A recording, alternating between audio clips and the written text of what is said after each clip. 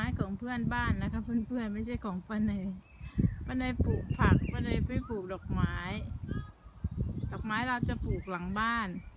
แต่ที่สวนเราจะปลูกผักค่ะจะบอกว่าจะได้ยินเสียงเด็กๆอยู่ฝั่งโน้นเป็นสนามเด็กเล่นเป็นอะไรปุยสโตเขาเรียกอะไรสวนสาธารณะใช่สวนสาธารณะนะคะก็จะมีเสียงเด็กๆเขาเล่นอยู่ฝั่งโน้นวันนี้วันอังคารที่22เหรอคะใช่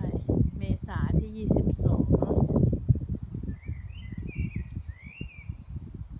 ป้าเนยทำคลิปนะคะแต่ไม่รู้ป้าเนยจะลงตอนไหนได้ลงตอนไหน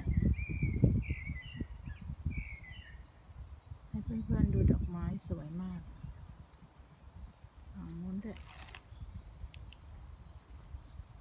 มารักถ่ายคลิปดอกไม้ของเพื่อนบ้านไหนนะคะคุณกล้องคะช่วยซูมหน่อยสิคะ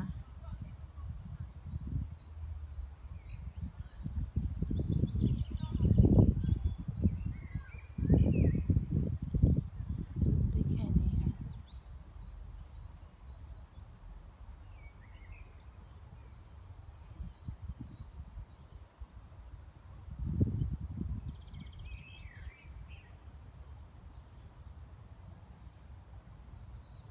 สายไปไหนคะ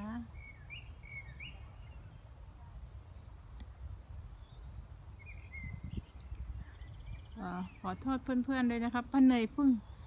อะไรนะเพิ่งจะหัดใช้ขากล้องอะค่ะภาพออกมาก็จะไม่ค่อยโอเคเท่าไหร่แต่ก็จะพยายามทำให้พัฒนาให้ดีขึ้นดุมสายไปไหนล่ะคะ